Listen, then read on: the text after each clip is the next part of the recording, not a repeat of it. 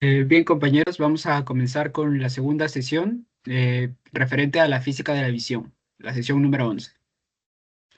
En este caso, lo que se va a tratar es la naturaleza de la luz y las teorías históricas, la velocidad de la luz y las mediciones, el espectro electromagnético y la luz visible, la óptica, ¿no? Estos fenómenos de reflexión y de refracción, el ojo humano, las partes y el sentido de la visión.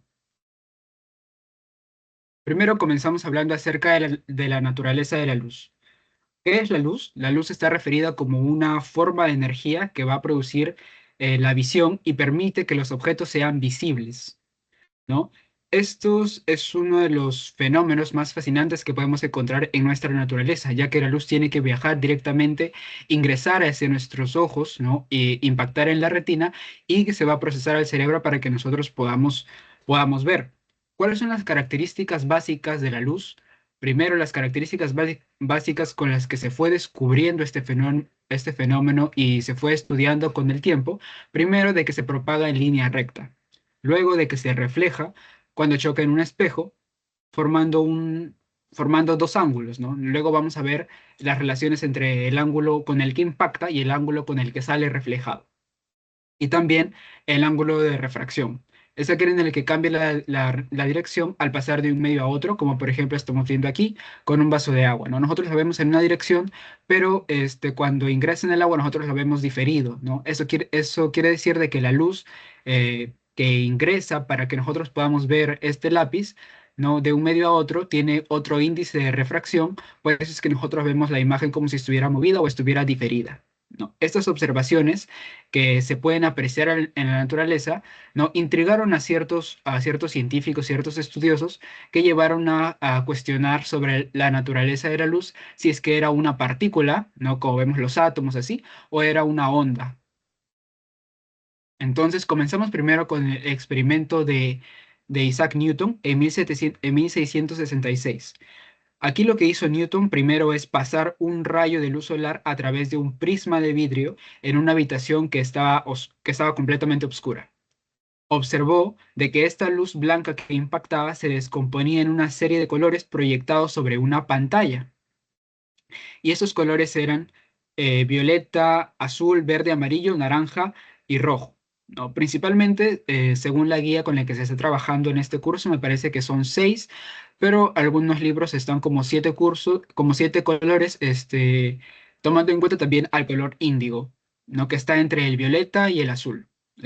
Algunos libros lo consideran violeta, índigo, azul, verde, amarillo, naranja y rojo, ¿no? Pero para mayor practicidad, también algunos lo han reducido solamente a seis colores, ¿no? Este fue el descubrimiento, lo que se conoce como hoy en día de el espectro visible, ¿no? Aquí se concluyó de que la luz blanca está compuesta por todos los colores. O sea, la luz blanca un compuesto que incluye a todos los colores y que el prisma no los crea, sino que los separa más bien a lo que se conoce por refracción,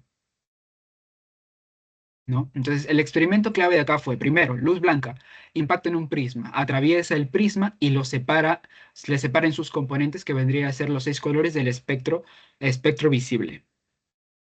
Cada color se va a separar dependiendo de el grado de desviación que está relacionado con la longitud de onda y también la frecuencia misma, ¿no? Que lo vamos a ver más adelante. Entonces, Newton, al ver este experimento, él propuso una teoría que se conoce como la teoría corpuscular.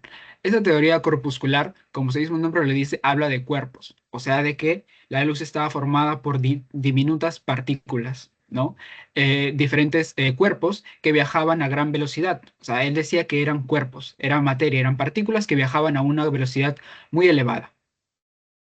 Esta teoría podría funcionar en el tiempo de 1666 porque explicaba los cuestionamientos de la época, ¿no? Que era que se propagaba en línea recta, que reflejaba cuando la apuntabas a un espejo y que se refraccionaba cuando pasaba de un medio a otro como el medio acuoso. Pero lo que no podía explicar esta teoría era de que por qué se refractan a diferente grado, ¿no? Por qué en la cima está el color morado y por qué abajo está el color rojo, ¿no? ¿Por qué dos rayos pueden cruzarse sin afectarse si son partículas, ¿no? ¿Por qué no se chocan, ¿no? Entonces, ¿por qué dos rayos de luz diferentes no se chocan? Entonces, esta teoría se quedaba corta para poder explicar esos otros dos cuestionamientos. Y esas limitaciones de esta teoría llevaron a otra teoría alternativa, ¿no? La teoría ondulatoria de Christian Huygens. Esta teoría ondulatoria, como su mismo nombre nos dice, ya no nos habla de partículas, sino de ondas, ¿no? Huygens aquí, esta propuesta que él trae es contraria, es opuesta a lo que decía Isaac Newton, que la luz no eran partículas, sino que eran ondas, pero en este caso que viajaban por un medio invisible, o sea, el éter. No era que viajaban en el vacío como lo conocemos ahora, sabemos que la luz puede viajar en el vacío, sino aquí Christian Huygens decía de que las ondas la luz eran ondas, pero que viajaban por un medio, a lo que él llamó el éter, ¿no? Que era un medio invisible. Entonces, ¿cuáles eran estos postulados de la teoría ondulatoria? Primero, de que la luz consiste en ondas de diferente longitud y frecuencia. O sea, longitud y frecuencia. Algunas ondas iban más lejos, eran más largas, y otras ondas eran más constantes, ¿no? Se repetían más, tenían una mayor frecuencia. Y gracias a sus diferentes características, ¿no? De longitud de onda y la frecuencia, es que se dividían los colores. Primero, la longitud de las ondas cortas, como el violeta, que era una onda corta, se refractaban más. Y la longitud de ondas largas, como el rojo, se refractaban menos, ¿no? Y aquí estamos viendo de que él pudo hallar esto, es un aproximado de que el violeta tenía una longitud de onda de más o menos de 400 nanómetros y el rojo tenía una longitud de onda más larga, ¿no? De 700 nanómetros. Esta dio una consecuencia importante, ¿no? De que el ojo humano puede distinguir los colores precisamente porque cada color corresponde a una longitud de onda distinta, ¿no? Y eso es lo que compone el espectro visual. Solamente podemos ver desde violeta hasta rojo porque son las longitudes de onda que nuestro ojo humano puede percibir. Entonces, aquí eh, tenemos algunas ventajas y también unos límites también de esta teoría.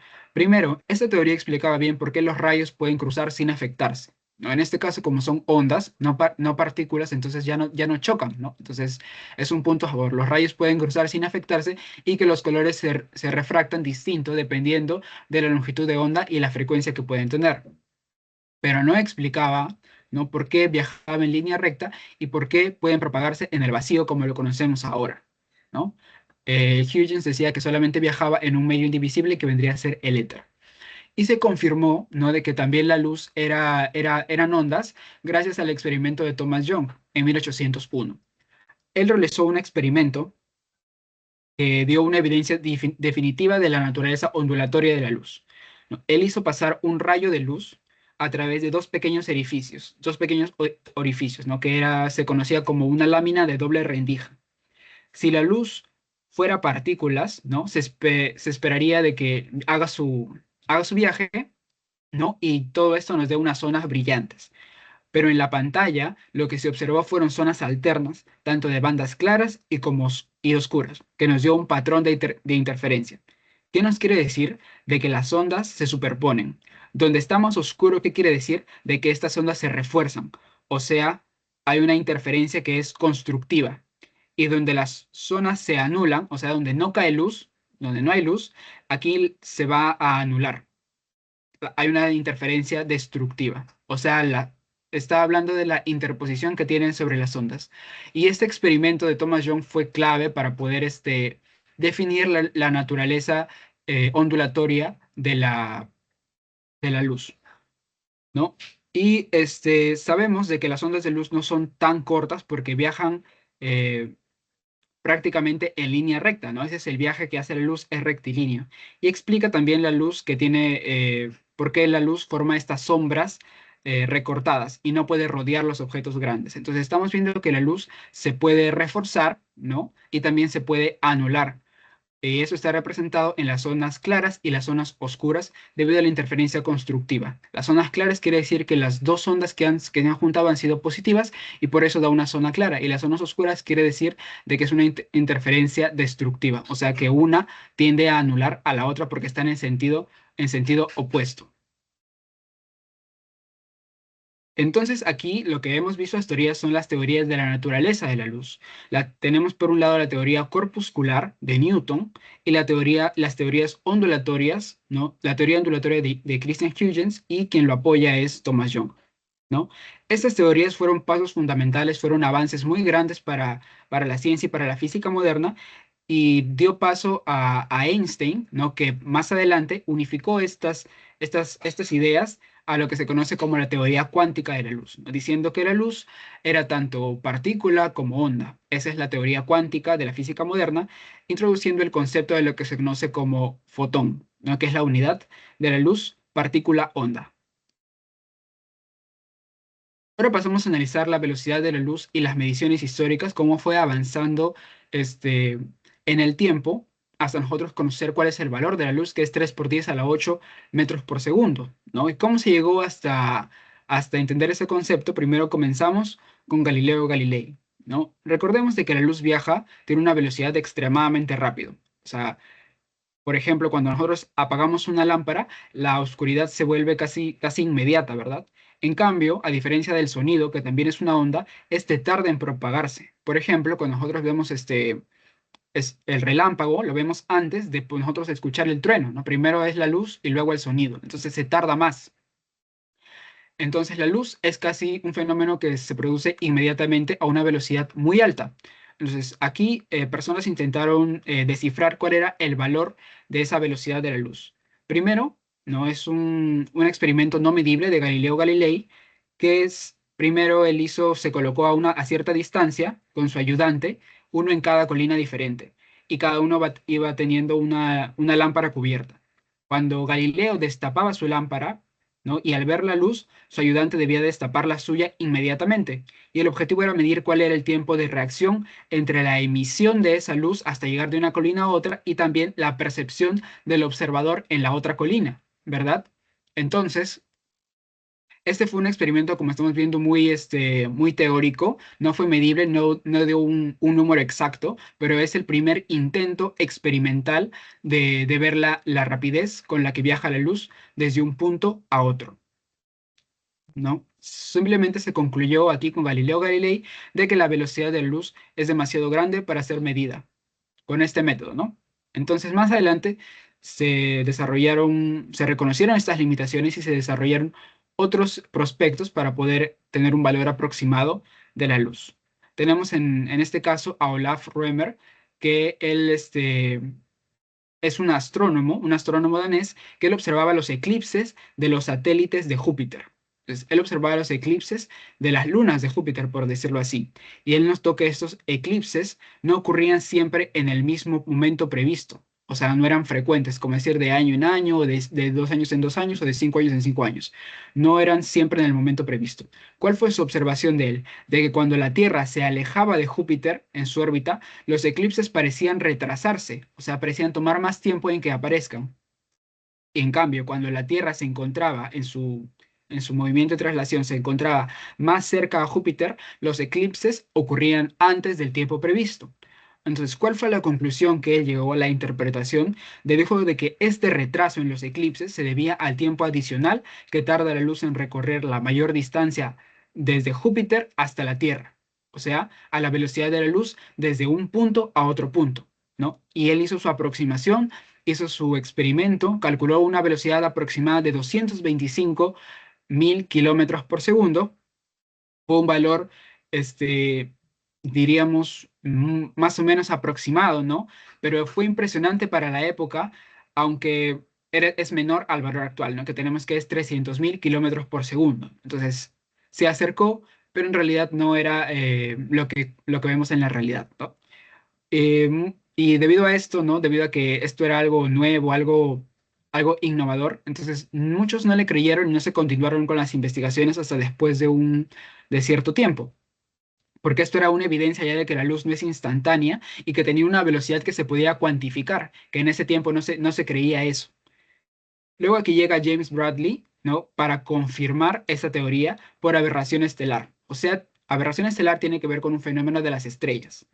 Décadas después, este personaje inglés, ¿no? Observó este fenómeno de la aberración a la luz de las estrellas. ¿Qué quiere decir?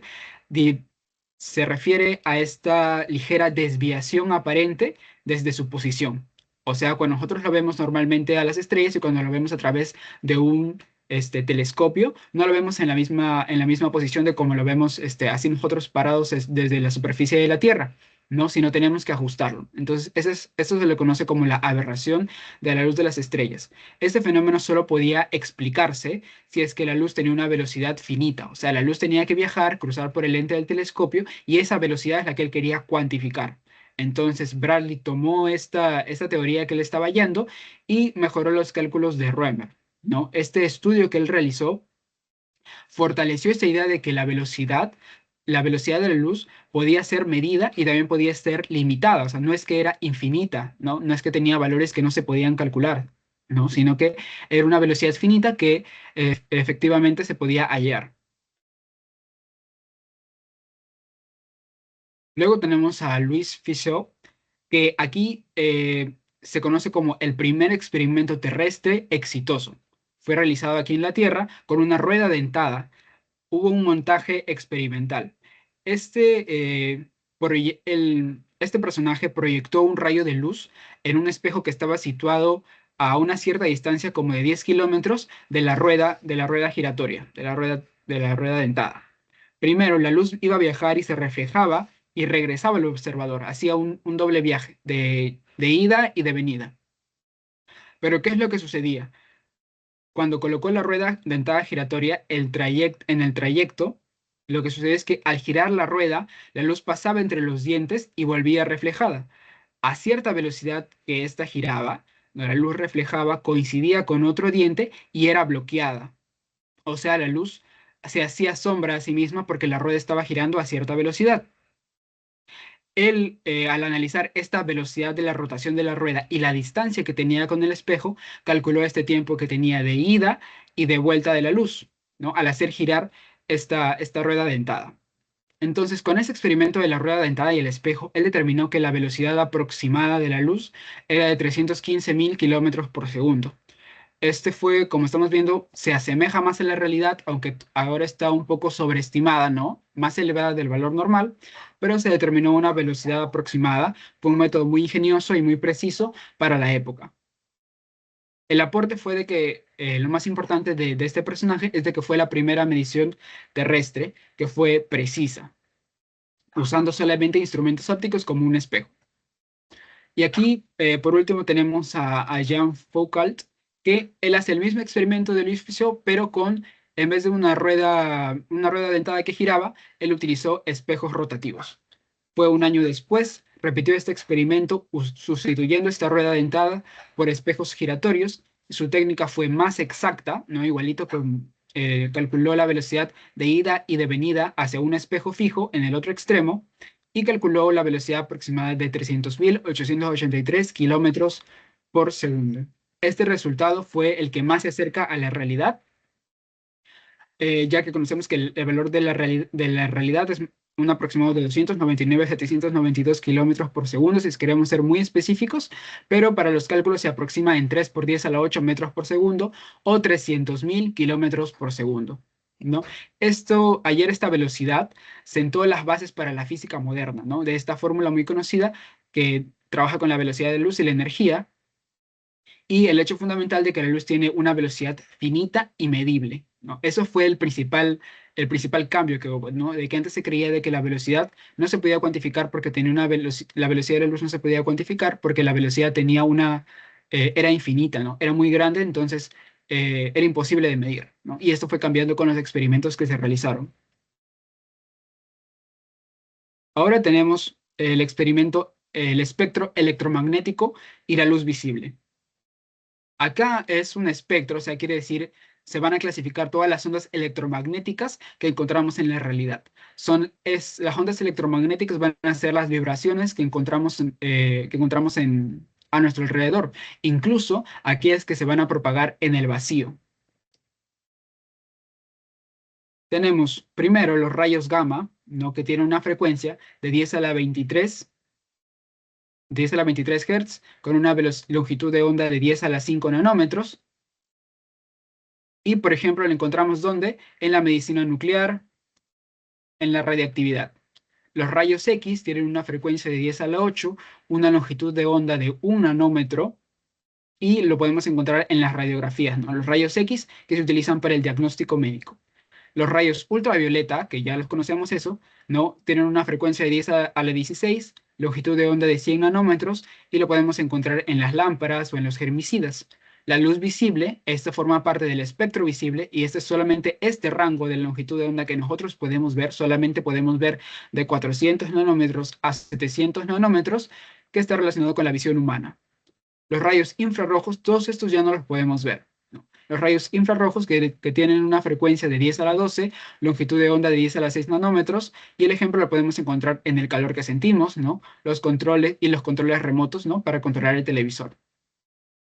Ahora, los microondas o radio no tienen una frecuencia entre 10 a la 8 y 10 a la 7 y una longitud de onda de 10 a la 9 a 10 a la 11 nanómetros. En los ejemplos que encontramos en la realidad tenemos cómo funciona el televisor, el Wi-Fi o los radares. Y las ondas largas de radio, ¿no? Que tienen una frecuencia de 10 al cubo o 10 normal, ¿no? Y la longitud de onda es de 10 a la 12 hasta 10 a la 14 nanómetros. Y aquí lo encontramos en las comunicaciones por radio. No, aquí lo más importante es saber que la luz visible solamente la frecuencia es de 10 a la 14 y la longitud de onda, o sea, es solamente lo que podemos ver, que esto está determinado por el espectro, todos los colores que hemos visto, desde violeta hasta rojo, van desde 400 nanómetros hasta 700 nanómetros y es todo lo que puede ver el ojo humano. No, de acá para arriba no lo podemos ver y de acá para abajo tampoco lo podemos ver, pero sí lo podemos sentir, ¿no? Como la luz ultravioleta o los rayos infrarrojos, sí lo podemos ver, ¿no? En la realidad mediante estos ejemplos también, ¿no? Aquí está el espectro visible, ¿no? De esa pequeña partecita que hemos visto que va desde 400 hasta 700. Esos son todos los colores que podemos ver. Cuando se habla de luz, normalmente se refiere a ese segmento visible de todo el espectro. Cuando hablamos de luz, normalmente nos referimos solamente a esta parte, que está entre 400 nanómetros y 700 nanómetros, empezando por el de menor longitud, que es el de 400 nanómetros, y el de mayor longitud, que va hasta 700 nanómetros, que vendría siendo el color rojo, ¿no? Como estamos viendo aquí, no está considerado el séptimo color que vendría siendo aquí el color índigo, ¿no? Pero normal se trabaja como si fuera violeta, azul, verde, amarillo, naranja y rojo. Aquí lo importante es resaltar de que el ojo humano detecta estas longitudes de ondas gracias a los conos de la retina, que son fotorreceptores que también los vamos a estudiar más adelante, ¿no? Cuando hablemos de las partes del ojo. Y es importante recordar de que si todas las longitudes de onda, o sea, si todas estas luces, y nos proyectan todas esas luces hacia nuestro ojo y llegan juntas a la retina, nosotros lo que vamos a hacer es vamos a percibir una luz blanca, como cuando vemos al sol. Cuando vemos al sol, puede ser de que vemos bueno, en teoría lo que tenemos que ver es una luz blanca, ¿no? Porque la luz del sol es luz blanca, está compuesta por todas las ondas de todos estos colores, entonces la luz que nosotros percibimos en nuestros ojos cuando miramos al sol es luz blanca, porque es la combinación de todos estos colores. Y por el contrario, si es que ninguna longitud llega, o sea que todas son absorbidas por el objeto, lo que percibimos es negro, ¿no? Aquí lo que tenemos que tener en cuenta es que la luz, tanto la luz blanca como el color blanco y el color negro no son colores, ¿no? Sino son la combinación o la ausencia de estas ondas. El blanco, como estamos viendo, es la mezcla de todas las longitudes de onda del espectro visible. Es la mezcla de todas. Y el negro es la ausencia total de luz visible. O sea que el objeto va a absorber todas las ondas que llegan a él, el objeto negro las absorbe, todas las superficies negras absorben todas las ondas del espectro visible y no reflejan nada. O sea, no hay nada que llegue a nuestros ojos para nosotros poder interpretarlo, ¿no? Verlo, por ejemplo, en este caso, este objeto absorbe todas las ondas de todos los colores del espectro visible menos el rojo. Entonces, el rojo llega, se refleja, llega hasta nuestros ojos y nosotros vemos este objeto de color rojo, ¿verdad? Porque es el que refleja y llega a nuestra retina. Pero en este caso, cuando el objeto es de color negro, se absorben todas las ondas se absorben y nada llega hacia nuestro ojo, hacia nuestra retina. Entonces, por eso lo vemos rojo. Entonces, es importante tener en cuenta de que tanto el blanco como el negro no vienen siendo colores, sino el conjunto de todas estas ondas o la ausencia de todas estas ondas. Y esto explica por qué una superficie negra, o cuando nos dicen no te vistas con ropa negra, no porque se calienta más, absorbe más calor en verano, ¿no? ¿Por qué? Porque tiene razón. el color negro, por decirlo así, absorbe toda la radiación y no refleja nada. Entonces se convierte en calor todas esas ondas que ingresan, ¿no? Y por eso se calienta más. En cambio, una superficie blanca va a reflejar la luz y manteniendo todo más fresca, las superficies más frescas, ¿no? Por eso es que se dice que en verano, ¿no? La recomendación es usar ropa más clara, ropa más blanca, ¿no? Para que pueda reflejar la luz y no nos cause daño a nuestro cuerpo. Y en invierno, ropa oscura para poder absorber la luz y generar calor, ¿no? ¿Cuál es la interacción que tiene la luz con los objetos? Como estamos viendo aquí, el fenómeno de absorción, el fenómeno de reflexión y el fenómeno de transmisión. El fenómeno de absorción nos dice que la luz es absorbida por el objeto, o sea, se convierte en calor, como estamos viendo aquí en las superficies de color negra, en superficies negras.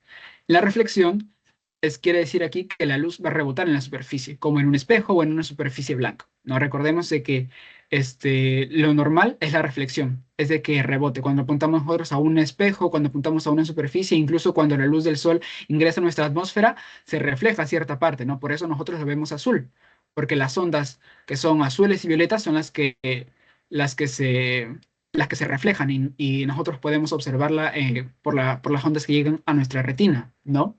Entonces, lo normal que hay es reflexión, absorción solamente en las superficies negras, y la transmisión quiere decir cuando la luz atraviesa el objeto de un medio a otro, o a través de un vidrio transparente, ¿no? Por ejemplo, ejemplos prácticos que podemos ver para nosotros discernir el color y la materia, porque nosotros vemos el pasto de color verde, ¿no? Porque el pasto va a reflejar el color verde y absorbe las demás ondas de los demás colores. Por eso es que nosotros lo vemos verde, porque la onda verde es la que llega a nuestros ojos. ¿Por qué el zafiro nosotros lo vemos azul?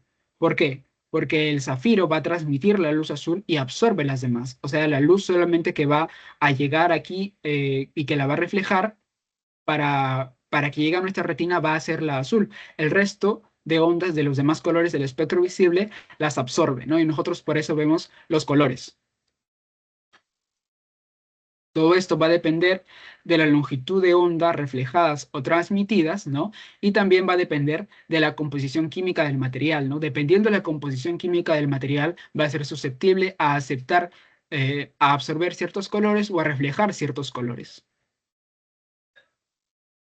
Bien, ahora vamos a ver esos conceptos de los colores primarios de la luz. Tenemos el color, nosotros comúnmente vemos el rojo, amarillo y azul como si fueran los colores primarios, ¿no? Pero en realidad esos son colores primarios cuando nosotros hablamos de témperas o de pintura, ¿no? Pero cuando nosotros hablamos en fenómenos de la luz, los colores primarios vienen siendo el RGB, el rojo, verde y el azul. Son los colores primarios y al combinarse entre estos tres colores se puede, variando las proporciones de cualquiera de ellos, se puede obtener cualquier color visible. Y de nuevo, si se mezclan los tres en igual intensidad, lo que obtenemos es el color blanco. Los colores secundarios, ¿no? Que se forman a mezclar los dos primarios, tenemos el rojo y verde, formamos el amarillo, el rojo y el azul, formamos el magenta, y el verde y azul formamos el cian, ¿no? Que es el cian o turquesa. La importancia, ¿no? La importancia de esto que vemos en la luz es de cómo funcionan nuestros televisores, pantallas, proyectores o cámaras, porque estos píxeles de los que están compuestos combinan, trabajan con este sistema de RGB para combinarse y generar todos esos colores visibles que nosotros vemos en las pantallas, ¿no? Entonces, esa es la luz con la que se trabaja en todos los aparatos móviles que encontramos en la actualidad. Esa es la importancia de este sistema RGB de los colores primarios de la luz. Ahora vamos a estudiar el fenómeno de dispersión de Rayleigh, que nos da una explicación para cuando nosotros vemos el cielo azul y cuando nos vemos el atardecer, cuando lo vemos medio rojo o medio naranja. Entonces, en este caso, el cielo azul, vemos aquí que la luz del sol se dispersa al tocar las moléculas de aire. O sea, aquí la luz del sol, cuando está tapada o está cubierta por las moléculas de aire con las que interactúan, ¿no? Entonces, lo que va a pasar es aquí es de que estas ondas cortas, tanto las ondas azules como las violetas, se van a dispersar más que las largas. O sea, no van a llegar hasta la superficie de la Tierra porque son ondas cortas, ¿no? Hemos visto de que la longitud del violeta, del azul, son cortas. Entonces no llegan hasta la superficie hasta tan profundo, hasta acá, hasta la superficie de la Tierra, sino se dispersan en la atmósfera y nuestro ojo percibe principalmente el azul porque el violeta tiende a filtrarse, ¿no? Tiende a dispersarse y desaparecer. Entonces lo que vemos nosotros más es el color azul porque tiene una menor longitud de onda y porque se van a dispersar entre la atmósfera más que las ondas largas. Y cuando nosotros vemos el atardecer que es rojo o naranja, quiere decir aquí de que el sol está abajo. O sea, las ondas que van a llegar van a ser, se podría decir, paralelas, ¿no? Entonces, como tiene que recorrer una mayor distancia, ¿no? Las longitudes de onda corta no van a llegar, pues, no van a llegar hasta nuestra vista y se van a dispersar y van a desaparecer. Entonces las ondas, las que predominan son las ondas de longitud más larga y en este caso las ondas de longitud más larga va a ser el rojo o el amarillo. ¿No? Entonces, por eso es que nosotros vemos el atardecer medio rojo, medio naranja, ¿no? Porque esas son las ondas que llegan hacia nuestra vista cuando el sol se encuentra en el horizonte, que tiene que recorrer una mayor distancia. Entonces, como tiene que recorrer una mayor distancia, las ondas que actúan ahí son las ondas largas, ¿no? Las ondas de longitud larga, que vendría siendo el rojo, el amarillo. En cambio, lo vemos el cielo azul cuando vienen las ondas, no en línea paralela, no en línea, sino en línea, se podría decir oblicua. Aquí los que priman van a ser las ondas cortas, las ondas azules y las violetas, que como tienen de longitud corta, al atravesar la atmósfera se dispersan ahí en la atmósfera, ¿no? Y por eso entonces nosotros lo vemos azul o lo vemos morado, ¿no? Principalmente azul porque el morado, no es tan compatible como el azul con nuestro ojo, con el ojo humano. Ahora vamos a analizar ciertos conceptos de la óptica básica. La óptica viene a ser esta rama de la física que se va a encargar de estudiar la luz, la naturaleza de la luz, cómo se propaga la luz y los fenómenos que se producen al interactuar con la materia, en este caso con los elementos del ojo humano, ¿verdad? Entonces, existen dos grandes ramas. Tenemos la óptica física, que es lo que hemos venido hablando hasta ahorita, que se relaciona con su naturaleza tanto ondulatoria como corpuscular. O sea, cuando hablamos de óptica física se refiere a que la luz está compuesta tanto por ondas como por partículas, ¿verdad? La unidad viene siendo el fotón que se descubrió más adelante. Y la óptica geométrica viene a hablar de estos ángulos, ¿no? De la trayectoria de la luz, cómo forma estos rayos, cómo forma el ángulo de incidencia, el ángulo con el cual se refleja, y cómo podemos nosotros calcular esta medida y también nosotros resolver problemas prácticos respecto a la incidencia de la luz, ¿no? Y la formación de imágenes. Aquí tenemos en la óptica geométrica, ¿no? Cuando vemos óptica geométrica, tenemos que ver a nuestra mente que está relacionado con los ángulos. Entonces tenemos que ver ahí el fenómeno de reflexión, el fenómeno de refracción y también cómo se forman las imágenes. La propagación rectilínea de la luz, nos vemos aquí de que la luz siempre se va a propagar en línea recta en medios homogéneos. O sea, si está en el aire, la luz viaja en línea recta, o si está en el agua, viaja en línea recta. Igualmente, siempre y cuando no cambie de un medio a otro. Por ejemplo, si en el aire está a una cierta, en línea recta, ¿verdad? Pero si es que apuntamos en un vaso de agua, vamos a ver nosotros a una distancia cómo cuando el rayo de luz se va de un medio a otro, se distorsiona el rumbo o es una ilusión óptica a nuestros ojos, vemos que está la imagen diferida, ¿verdad? Que tiene otra dirección. Eso sucede porque la luz está pasando de un medio a otro.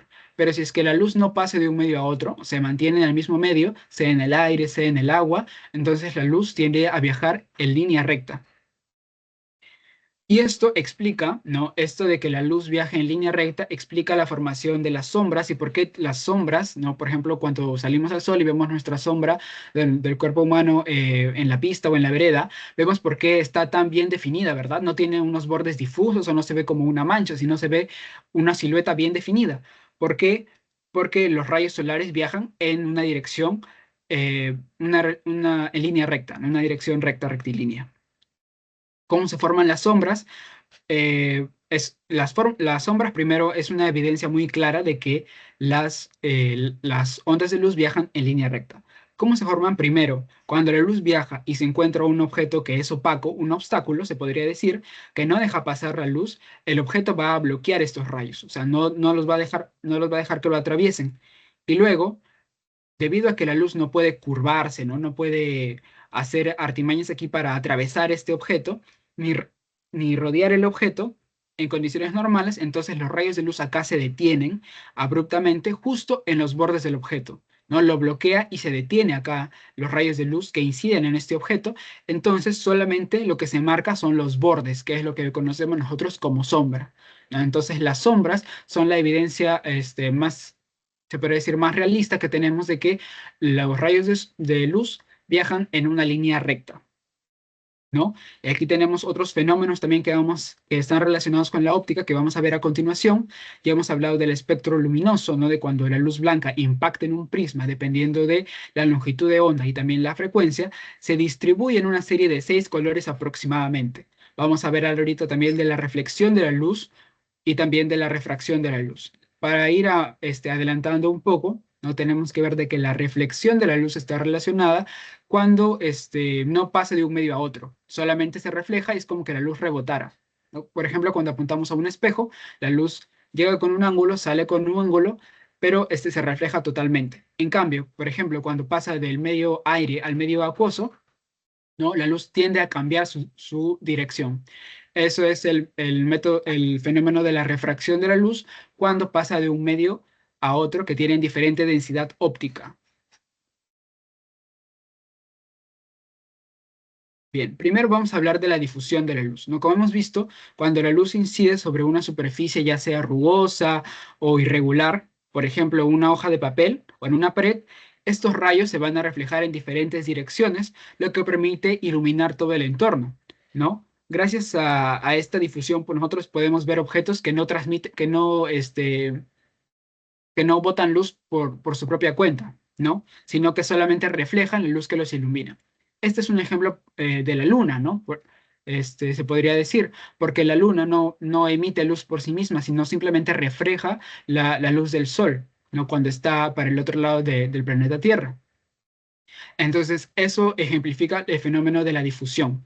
Cuando la luz recae sobre una superficie, ya sea rugosa, por ejemplo, una pared, igualito cuando nosotros encendemos en nuestro cuarto que está oscuro y encendemos la luz, no solamente el foco es el que se ilumina, ¿no? Sino se ilumina toda la habitación. ¿Por qué? Porque la luz se difunde y choca con las paredes y de las paredes se rebota al espejo de nuestro armario y todo, entonces todo el cuarto se llena de luz y se ilumina. Ese es el fenómeno de difusión. Bien, ahora vamos a ver el fenómeno de reflexión, siguiendo con el tema. El fenómeno de reflexión sucede cuando la luz se choca con una superficie que es lisa y pulida, como un espejo, ¿no? Aquí los rayos se van a reflejar en una dirección definida. Cuando hablamos nosotros en difusión, los rayos se pueden diferir en diferentes direcciones, en múltiples direcciones, pero en cambio, cuando nosotros hablamos de reflexión, quiere decir que en un solo punto hay un rayo incidente y de este rayo incidente sale solamente un rayo reflejado. Por eso hablamos de un espejo, que es una superficie lisa y pulida. En cambio, la difusión, estamos hablando acá de una superficie que es rugosa o que tiene bordes irregulares, ¿no? Una superficie irregular. Cuando hablamos nosotros acá de la reflexión, tenemos que hablar de los elementos básicos, como estamos viendo acá en esta imagen, ¿no? Tenemos un rayo incidente, imaginemos que esta barra es el espejo, ¿no? Nosotros estamos viendo desde arriba, tenemos el rayo incidente que forma un ángulo con la normal es esta línea recta que va a formar 90 grados con la superficie, eso ya es conocido, ¿no? Entonces tenemos el rayo incidente y el ángulo que se forma siempre es con la normal, ¿no? Si te ponen el ángulo acá, no, tienes que hallar el ángulo que se forma entre el rayo incidente y la normal.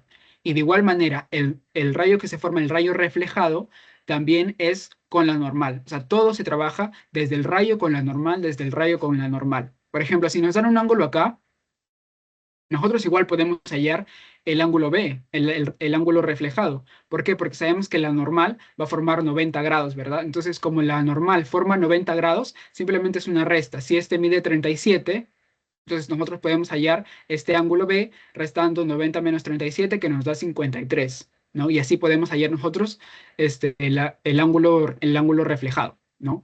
Y ahorita vamos a ver unas propiedades aquí, las leyes de la reflexión de la luz. Pero primero vamos a ejemplificar las partes de acá que vemos aquí en la imagen. Tenemos el rayo incidente, que es el rayo que va a llegar a la superficie, el rayo que va a llegar al espejo, se podría decir. El rayo reflejado es el que se va a desviar, ¿no? Que sale en una dirección opuesta, contraria a cómo ha llegado. El punto de incidencia es donde estos dos rayos se encuentran, y la normal viene a ser esta línea perpendicular con la superficie o con el punto de incidencia. ¿Eso qué quiere decir? Cuando hablamos de perpendicular, quiere decir de que esta normal va a formar 90 grados por acá, 90 grados por acá, lo que nos facilita también hallar los ángulos, ¿verdad? Entonces vamos a hablar de las leyes de la reflexión, del fenómeno de reflexión, cuando apuntamos a un espejo y se refleja totalmente este rayo, ¿no? Tenemos de que el rayo que incide va a ser igual al rayo reflejado. El rayo incidente es igual al rayo reflejado. La primera ley es de que el rayo incidente, tanto el rayo incidente como la normal, como el rayo reflejado, se encuentran en un mismo plano. O sea, se podría decir que no están, si están en un plano X, todas están en el mismo plano, en el plano X, lo que facilita también los cálculos, ¿verdad? No están en diferentes planos. Uno va para arriba, uno va en diagonal, uno va para abajo, no, sino todos están en un mismo plano. Y la segunda ley viene siendo de que el ángulo incidente viene a ser igual al ángulo reflejado, ¿no? Entonces, por ejemplo, si es que acá nos viene un problema y nos dice que acá el ángulo viene a ser de 60, pero nosotros ese ángulo no nos sirve de nada, ¿verdad? Como sabemos que la normal va a formar 90 grados y acá tenemos 60, el ángulo reflejado va a ser 30. Y ya tenemos el ángulo reflejado, también tenemos el ángulo incidente porque son iguales. Entonces, si ingresa con un ángulo incidente de 30, el ángulo reflejado también va a ser de 30, ¿no? Vienen siendo ambos iguales.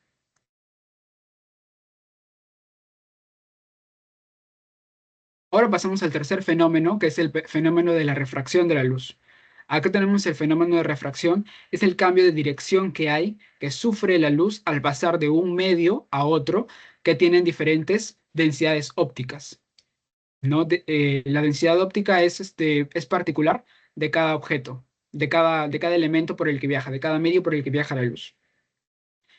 Esto ocurre porque la velocidad de la luz cambia según el medio. Cuando el medio es más denso, va a disminuir su velocidad, como estamos viendo, ¿no? Cuando el medio es más denso, más espeso, se podría decir, entonces la luz va a disminuir su velocidad. Pero en medios donde es menos denso, se podría decir un ejemplo que se asemeja a la realidad, viene siendo el aire, entonces la luz acelera y viaja rápidamente.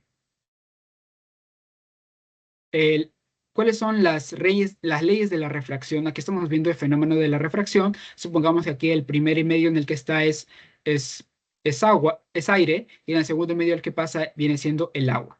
Igualito, los ángulos que se forman son con la normal. El ángulo incidente que viene siendo acá está formado entre el rayo incidente con la normal, y de igual manera el ángulo reflejado viene siendo el ángulo que está formado con el rayo que está saliendo, el rayo refractado, con la normal. Entonces todo es desde el rayo con la normal, desde el rayo con la normal. Esta línea de acá es como sería si fuera, por ejemplo, si tuviera la misma densidad, ¿no? Cómo debiera salir, debiera ser el ángulo mismo acá. El ángulo de arriba debería ser siendo igual acá al ángulo de abajo, ¿no? Porque viene siendo como si es que ambos medios tuvieran la misma densidad óptica, la línea sería recta. Pero como estos medios tienen diferente densidad óptica, por eso es que la línea ya no va así como debería ser idealmente, sino se refracta y reduce su ángulo, reduce su velocidad. Y para esto, para cuantificar esto, para problemas así que tenemos de refracción, tenemos la ley de Snell, ¿no? Que la ley de Snell trabaja con el seno del ángulo A y el seno del ángulo B, y que estos senos son constantes, ¿no? Ahorita vamos a analizar ahorita las partes para tenerlo claro esto. La I viene siendo el ángulo de incidencia, la R viene siendo el ángulo de refracción, el N, que viene siendo aquí, ahorita lo vamos a ver acá, el N viene siendo acá, eh, el N1 y el N2 viene a ser el índice de refracción, que viene a ser propio de cada material. Acá tenemos el N1 que es particular para este medio por el que viaja la luz, y el N2 viene siendo particular también para este medio por el que viaja la luz. Acá tenemos un ejemplo práctico para nosotros poder entender mejor cómo funciona la ley de Snell. Estamos viendo de que el seno de A sobre el seno de B se mantiene constante, entonces podemos decir esto. Si se mantiene constante, tenemos de que el índice de refracción del medio 1 sobre el índice de refracción del medio 2 viene a ser igual al seno 2, o sea, al seno del medio refractado, sobre el seno del ángulo incidente, ¿no? Lo podemos realizar de esta forma, o si quieren, lo podemos pasar a multiplicar, pasamos a multiplicar, ¿no? Y tenemos así, ¿no? El índice de refracción por el seno del ángulo, no, el índice de incidencia por el seno del ángulo incidente viene a ser igual al índice de refracción del medio refractado por el seno del ángulo refractado, ¿no? Y aquí lo vamos a ver con un ejemplo. Primero, el rayo de luz incide sobre el bloque de cristal, ¿no? Un rayo de luz incide sobre un bloque de cristal. El ángulo de incidencia viene siendo 45, o sea, el ángulo que está formado el rayo con la normal, viene siendo de 45. Teniendo en cuenta que la refracción del aire, el aire, y del vidrio son como 1, o sea, N1 viene a ser 1 y N2 viene a ser 1.5, respectivamente, ¿cuál es el ángulo de refracción? Nos pregunta. Entonces, para este problema, en esos problemas de este tipo, se utiliza la ley de Snell. Esta fórmula, vemos aquí, estamos utilizando esta fórmula, esta forma de esta ecuación, ¿no? Tenemos primero el ángulo de incidencia, ¿no? Este de acá viene a ser el indicador de refracción del medio de incidencia N1 por el ángulo que se forma, 45, el seno de 45 viene a ser igual al N2 por el seno de esta X, que es lo que vamos a hallar. Entonces, simplemente aquí ya tenemos numéricos, todos son números y acá tenemos una sola variable, ¿no? Entonces, esto se pone en la calculadora científica, y tenemos que X nos va a salir 28. ¿No? O sea, así se resuelve ejercicios con la ley de Snell, teniendo en cuenta el N1, N2 y los ángulos, porque se va a trabajar con los senos de ambos ángulos, tanto el medio en el que entra y el medio en el que atraviesa la luz. Bien, ahora vamos a ver sobre la refracción en un prisma, ¿no? Ya hemos hablado de esto del rayo incidente y el rayo refractado y cómo salen cómo salen los colores que se divide la luz. Cuando la luz pasa por un prisma de vidrio o de cristal, los rayos siempre se van a desviar hacia la base del prisma, ¿no? Se podría decir de que los rayos van hacia abajo, ¿no? Tienden a irse hacia abajo, hacia la base del prisma. Cada color de espectro se va a refractar con distinta intensidad. Este fenómeno es el que hablamos en Newton, ¿no? Que le permitió descubrir la descomposición de la luz blanca en todos los colores del arco iris, ¿no? Esta ley del prisma nos indica de que los rayos incidentes en un material más denso se desvían hacia la base, como estamos viendo aquí. Se desvían hacia la base, se podría decir que se desvían hacia abajo, ¿no? Eso se puede inferir con esta refracción que se da en un prisma, que los rayos refractados tienden a irse hacia abajo, hacia la base. Ahora vamos a trabajar con los lentes, ¿no? Cuando hablamos nosotros de refracción a través de un cristal, este es el mecanismo por el cual trabajan, con el cual trabajan los lentes, ¿no? Con el fenómeno de refracción. Un lente viene a ser un medio transparente que está limitado por dos superficies curvas, o una curva y otra plana, como estamos viendo aquí en las imágenes, ¿no? Son medios transparentes que están limitados por dos superficies que pueden ser curvas o una curva y otra plana. Entonces, tenemos una clasificación general, cómo se clasifican principalmente en los lentes convergentes o positivos y los lentes divergentes o negativos. Aquí los lentes convergentes son más gruesas en el centro y hacen converger los rayos de luz. O sea, converger significa de que los juntan todos en un solo punto, que se le va a conocer como foco, un foco real. Hacen converger los rayos de luz en un punto llamado foco real. ¿Y dónde lo podemos encontrar? En lupas, cristalinos del ojo y lentes para hipermetropía, ¿no? Los cristalinos del ojo, vemos que también toda la luz la recepciona y la va a juntar, todos los rayos que pueden venir de diferentes direcciones, lo va a juntar en un solo punto que va hasta nuestra retina, hasta la parte de la fobia, que es donde tenemos la mayor agudeza visual y es lo que nos permite a nosotros la visión, ¿no? Y también en las lupas, como hemos visto nosotros cuando ponemos una lupa para el sol, nos vemos de que es como si cogiera toda la luz del medio y sale solamente un punto, ¿no? Que incluso ese punto de luz, ese foco de luz puede llegar a quemar, ¿no? Cuando nosotros ponemos una lupa al sol. Entonces, así funcionan los lentes convergentes. Van a juntar los rayos del medio en un solo punto, que se le conoce, que se, que se le conoce como un foco real, ¿no? Tenemos aquí los lentes convergentes que pueden ser de varios tipos. Aquí como el número uno tenemos el biconvexo, el número dos tenemos el plano convexo y el número tres tenemos el menisco convergente. Todos estos tres tienen el mismo mecanismo. Son lentes convergentes o positivos que van a juntar todos estos rayos en un punto que se le conoce como un foco real. A diferencia, es totalmente opuesto a los lentes divergentes o negativos. Los lentes divergentes van a ser más delgados en el centro, a diferencia de los convergentes, y hacen que los rayos se diverjan, o sea, de un, se podría decir que de un punto se separen, ¿no? Se diverjan como si provinieran de un foco virtual. O sea, hacen como si este fuera un centro y al llegar acá a este lente divergente, hace que se separe o se refracte en diferentes rayos, ¿no? Y eso se usa para los lentes para miopía, ¿no? Los que sufrimos de miopía. Acá en los lentes divergentes tenemos también tres tipos. Como vemos aquí, el número 6 es un bicóncavo, ¿no? El número 7 tenemos plano cóncavo y el número 8 tenemos menisco divergente, o sea que ambos son cóncavos. ¿No? Recordar eso de los lentes convergentes, que juntan todos en un solo punto que se conoce como foco, y los lentes divergentes más bien hacen como un foco virtual que cuando llega se dispersa más en diferentes direcciones. Es como que se descompusiera el rayo de luz en varios componentes. Ahora, mencionamos en la parte de acá el foco, ¿verdad? Entonces vamos a ver de qué trata este foco. ¿Qué es el foco? El foco viene a ser el punto donde los rayos convergen, donde los rayos empiezan, es como si de ahí se emitieran los rayos, ¿no? Después de pasar por la lente. Si los rayos realmente se juntan, se convierte en un foco real. Pero si los rayos no se juntan realmente, se convierte en un foco virtual, como estamos viendo aquí.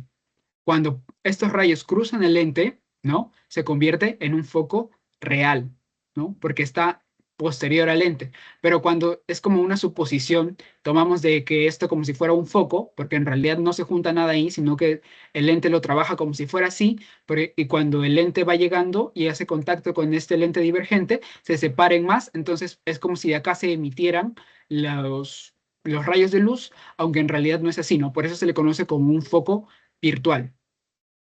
Entonces, cuando los rayos realmente se juntan después del lente, viene a ser un foco real. Pero cuando los rayos no se juntan realmente o cuando está antes de impactar en el lente, viene a ser un foco virtual. Más que todo en este caso es de los convergentes y en este caso es de los divergentes, ¿no? Y la distancia focal es la distancia entre el centro óptico de la lente y el foco, ¿no? Por ejemplo, la distancia focal viene siendo desde el foco virtual en este caso, de donde se van a ser emitidos los rayos, se podría decir, hasta el lente, hasta el centro del lente, toda esa viene siendo la distancia focal.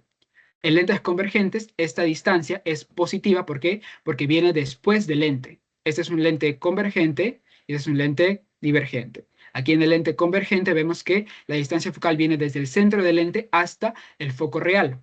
Entonces, en este caso es positiva. Pero en este caso, mira, aquí está el centro del lente y viene para atrás, porque es un foco virtual. O sea, que en realidad no está ahí, el lente no hace que se junte nada ahí, sino que lo toma como si fuera un punto, un foco virtual.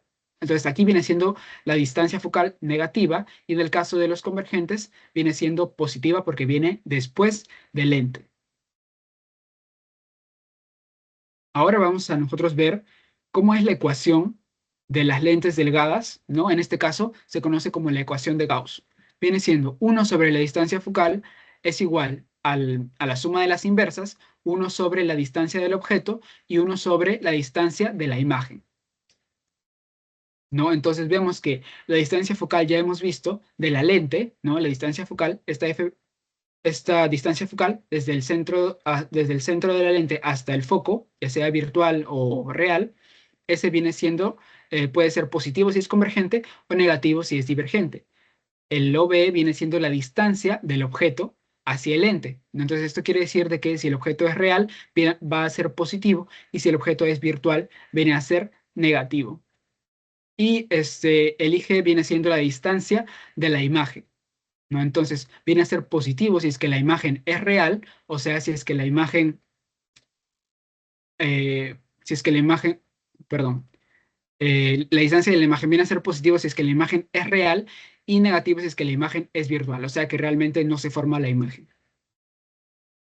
La potencia de una lente o el poder dióptrico viene siendo a la fuerza que tiene el lente, su capacidad para poder converger, o sea, para juntar, la capacidad que va a tener este lente para juntar las luces en un solo punto o divergir o descomponer descomponer el foco en diferentes direcciones, en diferentes rayos, ¿no? Esta potencia del lente, en esta capacidad o cuán bueno viene siendo el lente, se mide en dioptrías, ¿no? Dependiendo de las necesidades que nosotros tengamos, ¿no? Por ejemplo, si una lente tiene una distancia focal de 0,5 metros, o sea, la distancia entre el foco y el lente es de 0,5 metros, ¿cuál viene siendo la dioptría? Simplemente es la inversa de la distancia focal. 1/0,5 viene a ser 2 dioptrías que tiene el lente.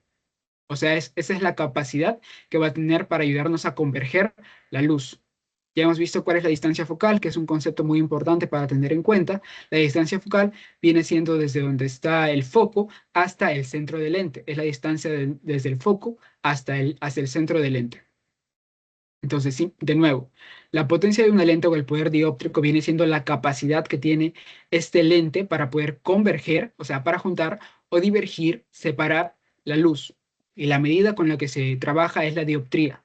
Y la distancia focal tiene que estar en metros, ¿no? Este es un ejemplo. Si es que una lente tiene una distancia focal de 0,5 metros, entonces la dioptría simplemente es la inversa de la distancia focal, que en este caso viene siendo 1/0,5 viene a ser 2 dioptrías, ¿no? Entonces, esta lente de este ejemplo tiene 2 dioptrías, que eso representa su capacidad, ya sea para converger o para divergir, ¿no? Dependiendo el caso. Nos faltan más datos para saber si se converge o si diverge. Ahora vamos a ver nosotros, vamos a ver ahora, vamos a hablar del ojo humano y el sentido de la visión. Entonces, nosotros tenemos que la luz entra a través de una apertura regulada, que viene siendo la pupila. La pupila es el puntito rojo que tenemos en nuestro ojo. Y es enfocada por un lente que viene a ser el cristalino. O sea, el cristalino viene a ser como ese espejo, ¿no? Por el cual va a atravesar la luz y va a llegar hasta la retina. En la retina va a ser como una pantalla sensible donde se van a formar imágenes invertidas y nuestro cerebro las va a procesar correctamente. O sea, a la retina van a llegar imágenes inversas y ya luego por el nervio óptico nuestro cerebro lo va a procesar como son en realidad, ¿no? O sea, lo va a invertir nuevamente como está en la realidad. Pero nosotros en realidad lo que ingresa aquí en nuestro ojo y llega a la retina son imágenes inversas, imágenes volteadas. Entonces, quien regula la apertura, como hemos visto cuando nosotros recién nos levantamos, de repente nos hemos dado cuenta que tenemos las pupilas dilatadas, o de repente nos vamos a hacer un examen de la luz y nos echan gotas dilatadoras. Eso que se dilata o que se hace grande, o que de repente o cuando vemos a un gato, cuando le alumbramos con una linterna en la cara, ¿no? Lo que se mueve ahí o lo que se altera es la pupila, ¿no? Cuando se dilata la pupila, no, esa parte negrita es la que se hace más amplia, pero cuando está expuesto a mucha luz, tiende a regularse, a cerrarse. Por eso es que el gato, cuando está frente a la luz, sus ojos se hacen como dos rayitas, porque está regulando la luz para que no entre demasiada luz, sino solamente lo suficiente, ¿no? Lo necesario para que pueda ver. Vamos a hablar sobre las partes del ojo, ¿no? Tenemos aquí primero la esclerótica. La esclerótica viene siendo esta parte del ojo, la parte blanca que vemos en el ojo, viene a ser la capa externa blanca resistente que va a proteger al ojo. La córnea, vemos aquí la córnea, es lo que encontramos para la parte externa del ojo, es la parte anterior que es transparente, es la primera superficie por la cual se va a refractar la luz. O sea, esta córnea es el primer paso por el cual se va a refractar la luz. Luego tenemos el iris, ¿no? El iris es el músculo que va a regular el tamaño de la pupila, ¿no? La pupila es lo que se dilata o se contrae, pero quien controla eso es controlado por el iris, ¿no? Que es lo que encontramos de diferentes colores, ¿no? Podemos encontrarlo, ¿no? De marrón o de celeste, verde, ¿no? Ese es el iris. Es el músculo que va eh, a mover, a mover la pupila, dependiendo de la cantidad de luz que permita nuestro ojo. La pupila va a ser el orificio central del iris por donde va a ingresar la luz. El cristalino viene a ser esta lente de acá que es biconvexa, o sea, convergente, que va a ser el que va a enfocar, es convergente, porque todos los rayos que llegan acá al ojo, primero atraviesan la córnea, cuando llegan acá es como un lente convergente, va a juntar todos estos rayos que vienen en diferentes direcciones y, y los va a apuntar junto en la retina. Las coroides es la capa interna pigmentada que va a absorber esta luz sobrante, ¿no? Evitando estos reflejos que pueden quedar. Solamente recoge el sobrante, se podría decir. La cámara vítrea, que es esta parte que está dentro de nuestro ojo, ¿no? Que está compuesto por el humor vítreo, que es simplemente la función que va a tener es que va a mantener la forma del ojo. Y la retina, como estamos viendo aquí, la retina que es toda esta pantalla de acá, esta pantalla de acá, esta pantalla que vemos aquí que es de color amarillo, esta pantalla de acá, esta es una capa sensorial donde la luz se va a convertir en impulsos nerviosos. O sea, ya pasa de ser fotones, se podría decir, de ser una onda partícula, y se convierte en un impulso nervioso para que sea procesado por nuestro cerebro. No pasa aquí por el nervio óptico que lo lleva hasta nuestro cerebro para ser procesadas las imágenes, y así es como podemos ver.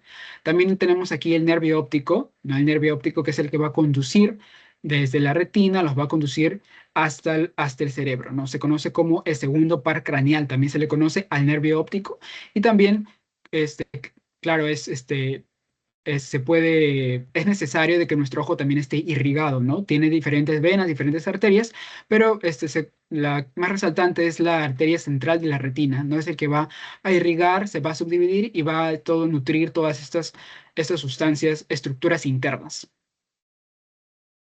Lo más importante aquí, datos claves para tener en cuenta, es de que el cristalino y la córnea son los principales responsables de la refracción de la luz hacia la retina. La córnea es el primer paso de refracción y el cristalino es este lente convergente, es el segundo paso de la refracción para que se enfoque todas las imágenes hacia nuestra retina. Ahora, hablando un poco más de la retina, tenemos de que la retina tiene estos fotorreceptores o estas células particulares que se les conoce como conos y bastones. Aquí vemos la fórmula de cada uno, la forma de cada uno, de cómo es el cono y cómo es el bastón que se encuentran en nuestra retina. Se les llama fotorreceptores porque van a ser sensibles a la luz. Los conos son los que trabajan durante el día, durante la visión diurna, y son los que nos dan más que todo el color, ¿no? Para poder nosotros ver, distinguir colores. Y los bastones son aquellos que se activan o están más predominantes durante la visión nocturna y como es de suponer, ¿no? Visión nocturna vemos más en blanco y negro, ¿no? Están más especializados para ver en blanco y negro, y los conos están más especializados para ver el color y están más activos durante el día. Ahora vamos a ver el fondo de ojo y las regiones importantes. No, primero tenemos el disco óptico. El disco óptico viene a ser aquí como el nervio óptico, es la zona de entrada de la arteria central de la retina y salida del nervio óptico. O sea, es lo que estamos viendo aquí, por la parte de acá. Ese viene siendo el disco óptico o papila óptica. No está relacionado con el nervio óptico. No tiene fotorreceptores, aquí no hay conos ni bastones, se le conoce como un punto ciego. Y no puede tampoco percibir imágenes, ¿no? Porque estamos hablando de un punto ciego.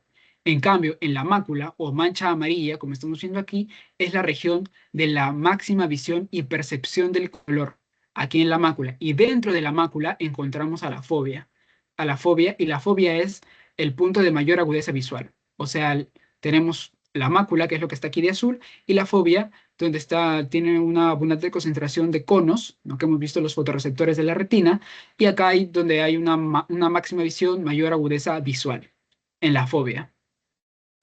Entonces recordemos que en el fondo de ojo nosotros vamos a tener tanto punto ciego, ¿no? Que se conoce como el disco óptico, papila óptica, es la zona de entrada de la arteria de la retina, y salida del nervio óptico. Eso está como tapado, obstruido, no tiene fotorreceptores, no presenta células sensibles a la luz, y no, por lo tanto, como no tiene estas células especializadas, no percibe imágenes. En cambio, en la mácula o mancha amarilla tiene una abundante concentración de estas células, especialmente de los conos. Entonces aquí va a haber una máxima visión y percepción del color en la mácula, pero mayor aún, ¿no?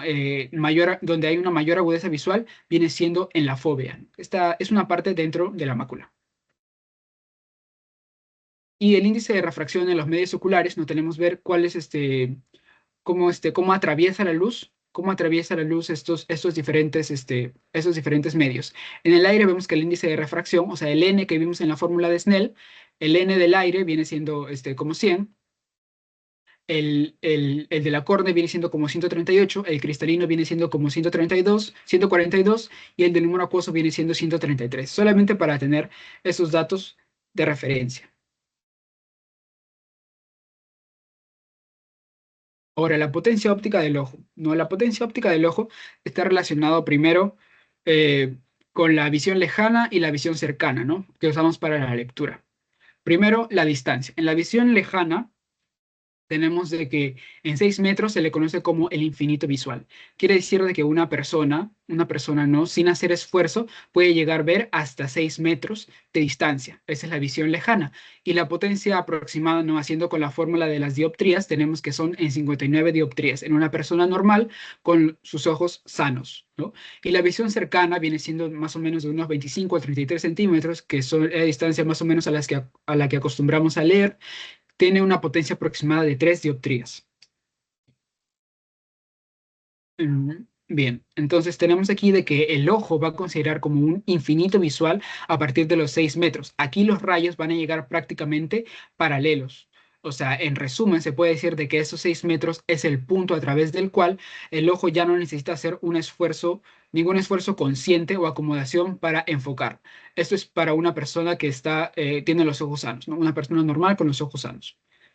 Y la acomodación visual, ¿no? Que se refiere, es la capacidad del cristalino de cambiar su curvatura. Vemos que el cristalino, como es un disco convergente, tiene que ajustarse para saber cuánta luz es la que ingresa a la retina, ¿no? Para nosotros poder ver. Entonces cambia su curvatura para poder enfocar a ciertas distancias, ¿no? A distancias determinadas. Para ver de cerca, el cristalino se abomba, ¿no? Hace como una mayor curvatura, pero cuando nosotros vemos de lejos, el cristalino se estira y se aplana. Entonces, esos son los rangos de edad y cómo vamos viendo cómo el cristalino, conforme aumenta nuestra edad, el cristalino se va haciendo más rígido, ¿no? Y eso también, bueno, son factores condicionantes para nosotros vamos perdiendo agudeza visual, poder enfocar los objetos, ¿no? Y puede ser también promover que desarrollemos presbicia cuando somos adultos mayores, ¿no? Aquí, miren, podemos ver de que a la edad de 5 años tenemos una amplitud de acomodación, o sea, con la capacidad para poder cambiar su curvatura de cristalino es de 20 dioptrías y el punto próximo de la distancia de lectura es de 7 centímetros, ¿no? Vemos aquí cómo va aumentando más o menos a los 8 años, a los 40 años, ¿no? Como ahora el punto de distancia de la lectura, como vemos nosotros, nuestros padres de repente, o adultos mayores para ver, para leer, necesitan poner el objeto más lejos, ¿no? Alejar más los objetos. ¿Por qué? Porque el cristalino ya está más rígido, ¿no? Ya no se puede abombar, ya no puede acurvarse más para poder enfocar bien los objetos. Y cuando estamos en 60 años, ya pues peor, ¿verdad? Se va deteriorando más el cristalino y su capacidad para curvarse. A medida que envejecemos, el cristalino lo importante es que va a perder su elasticidad. O sea, y como el cristalino su principal función es de enfocar, ¿no? Enfocar, entonces aparece lo que se conoce como presbicia. Y por eso la presbicia principalmente es eso, ¿no? De que no se puede enfocar bien las imágenes que vemos de cerca y tenemos que alejar un poco las imágenes, ¿no? O, claro, alejarlas para nosotros poder enfocar bien. Ahora, vamos viendo aquí la agudeza visual. La agudeza visual es la capacidad del ojo para poder distinguir estos detalles finos o ver con claridad a cierta distancia. Aquí tenemos la evaluación cuando nosotros vamos al oculista, ¿no? Tenemos la visión cercana normal viene siendo de 25 a 30 centímetros y la visión lejana viene siendo a 6 metros, ¿no? Como hemos visto antes, de una persona normal con los ojos sanos. ¿Cómo se mide esto? Se mide con las cartillas graduadas que se conoce esto de aquí, que es común para muchos de aquí que usamos lentes, ¿no? Se conoce como la escala de E o la escala de Snellen. Aquí está, la escala de E o la escala de Snellen, para nosotros medir la agudeza visual. No, aquí vemos que tiene unos números de 20 de 20 sobre 20, 20 sobre 100, ¿no? Que quiere decir de una persona, cuánto es de una persona normal y cuánto es lo que yo estoy midiendo. Si logro distinguir aquí, entonces tengo una visión de 20 sobre 100. Si logro distinguir aquí, tengo una visión de 20 sobre 20. O sea, 20 a 20 pies, estoy viendo lo que ve una persona sana a 20 pies. Si aquí vemos de 20 sobre 100, quiere decir que yo estoy viendo a 100 pies, necesito verlo, lo que una persona sana lo ve a 20 pies. Entonces aquí, cuando esté más arriba, quiere decir de que estamos con una peor visión, ¿no? Más abajo quiere decir que podemos nosotros distinguir bien y tenemos una buena agudeza visual y podemos enfocar bien las imágenes a cierta distancia. ¿No? Y tiene una fórmula aquí la agudeza visual. ¿No? Está primero determinado por la distancia a la que ve el examinado sobre la distancia a la que ve una persona normal. Si tenemos 20 sobre 20, aquí es 20 porque está en pies, ¿no? El sistema inglés, entonces 20 pies sobre 20 pies, si lo pasamos a metros, son 6 metros sobre 6 metros, representa una visión normal. 20 sobre 50, la persona ve a 20 pies lo que una persona normal ve a 50 pies, y 20 sobre 100 ya pues es una visión completamente reducida, ¿verdad? Que va a significar unos lentes más gruesos, dependiendo de las necesidades del paciente. ¿Qué quiere decir cuando nos dicen nosotros un ojo hemétrope, ¿no? Un ojo hemétrope es lo que se podría decir como un ojo normal, que no tiene defectos en la refracción. Ingresa córnea, ingresa cristalino y se pone en la parte específica que tiene que ponerse dentro de la retina para que pueda ser procesada, pase el nervio óptico, pase el cerebro y esa imagen es procesada, ¿no? Para nosotros poder ver bien correctamente. Aquí quiere decir de que los rayos se van a enfocar exactamente sobre la mácula, formando esta imagen clara. Pero ¿qué es lo que pasa cuando no sucede así, ¿no?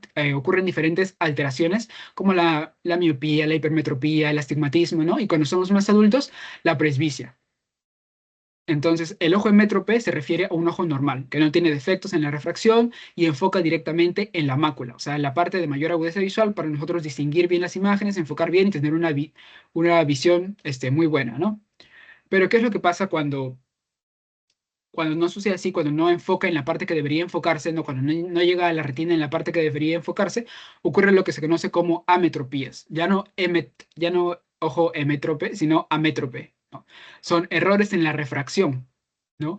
Ya sea que se va a enfocar antes del punto donde debería enfocarse o después del punto donde debería enfocarse, causando que la imagen no se pueda formar bien y necesite cristales, ¿no? Necesita cristales para que se pueda acomodar para que se pueda acomodar esos rayos y puedan acomodarlos y puedan llegar esos rayos junto a la mácula, ¿no? Donde se puede ver correctamente.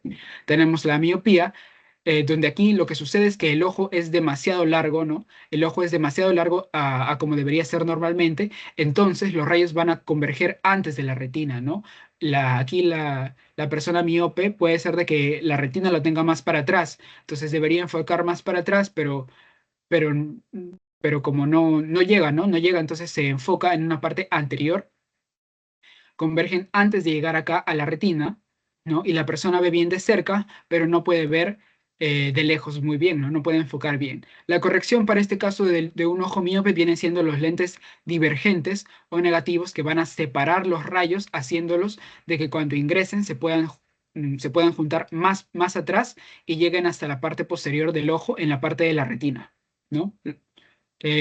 O sea, los abren más para que puedan juntarse más atrás también. Y, por ejemplo, en el caso de la hipermetropía es contrario a la miopía, ¿no? Acá el ojo es demasiado corto, o sea, el ojo debería ser así, como está acá para atrás, pero en realidad el ojo está más reducido, ¿no? Tiene el globo ocular más pequeño. Entonces, ¿qué es lo que sucede aquí? De que los rayos siguen su curso normal y tienden a enfocarse en la parte de atrás de la retina, ¿no? Y entonces aquí lo que sucede, el fenómeno es de que la persona va a ver bien de lejos, pero va a ver mal de cerca, ¿no? Esos son los síntomas de una persona hipermétrope. ¿Cómo se corrige este fenómeno? Se corrige con lentes convergentes, o sea, los rayos vienen abiertos así, los lentes convergentes van a unir más estos rayos, los van a unir, los van a acercar más para que se junten antes, ¿no? Se junten antes en la parte que debe juntarse en la mácula de la retina. Ahora pasamos a los dos últimos, lo que serían la presbicia o vista cansada. Es la pérdida progresiva de la acumulación por la rigidez del cristalino. O sea, aquí la presbicia no está tan relacionado con el ojo ocular, no está relacionado con una forma normal del ojo, sino está relacionado con el paso de los años y la pérdida de la flexibilidad del cristalino por el envejecimiento. Entonces, esto va a dificultar poder leer o enfocar objetos cercanos, ¿no? Causando de que nosotros para enfocar, para leer bien, tengamos que alejar más los objetos. ¿Cómo se corrige esto? Con lentes convergentes también, que son un poco débiles, ¿no? Específicamente para la lectura, ¿no? Para poder enfocar objetos a una distancia cerca. Y el astigmatismo es una curvatura irregular de la córnea o del cristalino, ¿no? Como está curvado de diferente forma, no de la forma correcta, ¿no? Vemos de que estamos analizando de que tanto la córnea como el cristalino son los dos lentes, los dos medios principales refractarios de la luz. Entonces, si es que tienen una curvatura irregular y no están idealmente como deben ser, entonces lo que va a pasar es que los rayos se van a enfocar en diferentes puntos y se va a ver una imagen distorsionada, incluso se puede ver doble, ¿no? Entonces, ¿por qué? Porque la imagen se está formando en la retina, pero en diferentes puntos. En la mácula puede ser, pero de repente un punto más arriba, un punto más abajo. Entonces, eso trae problemas visuales. Y para esto lo que se corrige con un lente cilíndrico, ¿no? Que va a compensar, un lente cilíndrico que va a compensar esta curvatura, dándole la curvatura que le falta, de repente tanto a la córnea o al cristalino, para que se puedan llegar y enfocarse en el punto que deben enfocarse en la retina, ¿no? Entonces, aquí estamos viendo tanto la miopía como la hipermetropía tiene que ver, está relacionado con la forma del globo ocular. Si el ojo es muy grande, es una persona, puede ser un factor de riesgo para que la persona sea miope. Y si el ojo es muy pequeño, es un factor de riesgo para que la persona sea hipermétrope, ¿verdad?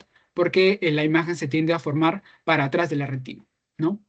Puede ser, o sea, puede ser por la forma anatómica del ojo, ¿no? Por el globo ocular, ya sea muy grande o muy pequeño, o también puede ser también por el poder óptico, ¿no? Por el poder óptico, cuánta capacidad visual con la que has nacido, que puede ser muy fuerte, puede ser muy débil. Entonces también por eso se utilizan los lentes, ¿no? Para corregir esas deficiencias que puede tener el ojo, ¿no? Ah, y ya para terminar aquí, vemos un pequeño problema para ver las dioptrías, ¿no? De un lente, la potencia que tiene un lente para poder converger o divergir, hemos dicho. Por ejemplo, nos puede venir un problema así. Una persona miope no distingue más allá de 60 centímetros. Recordemos que la persona miope no puede ver de cerca, pero no puede ver de lejos. Entonces, ¿qué poder debe tener sus lentes para ver con claridad a 6 metros? Entonces, estamos viendo aquí de que el foco, no, la distancia focal, perdón, la distancia entre el centro del lente entre el centro del lente y el foco debe ser de 0,6 metros. 60 centímetros de 0,6 metros. Entonces hallamos la dioptría. Dioptría, recordemos la fórmula es 1 sobre la distancia focal y vendría a ser 1 sobre 0,6, 1 sobre menos 0,6 y nos da menos 1,67 dioptrías. Entonces necesitamos buscar un lente de esa dioptría. Necesitamos lentes de menos 1,67 dioptrías que sean divergentes, ¿no? Para miopía, recordemos, es la divergencia, lentes divergentes. Entonces, de manera contraria, hemos puesto un ejemplo aquí de lentes convergentes. Una persona con un punto próximo a 180 centímetros necesita lentes para leer a 25 centímetros. O sea, ¿qué quiere decir esto? Con punto próximo a 180 centímetros, quiere decir que recién a 180 centímetros la persona puede ver bien, no ve de cerca, pero necesita leer a 25 centímetros. Entonces, ¿cómo va a hacer lentes divergentes, ¿no? Que junten, que separen más los rayos este, para que se puedan juntar en la parte que debe ser de la retina. Entonces aquí tenemos que la distancia focal es de 0,25 metros, no tenemos que pasarlo a metros, recordemos la distancia focal siempre tiene que estar en metros, de 25 centímetros a 0,25 metros, y vendría siendo igual, reemplazamos en la fórmula, 1 sobre 0,25 y lo tenemos en 4 dioptrías. Entonces aquí, como vemos que cuando estamos aquí en una persona que puede ver de lejos, pero no puede ver de cerca, vienen a ser los lentes convergentes, ¿no? Que van a juntar los rayos para que se puedan enfocar antes. Entonces requiere lentes de más 4 dioptrías, que vienen a ser los lentes convergentes. Eso sería todo, compañeros, de la sesión de física de la visión. No sé si tienen alguna duda o para cerrar la sesión les envío el post ahorita.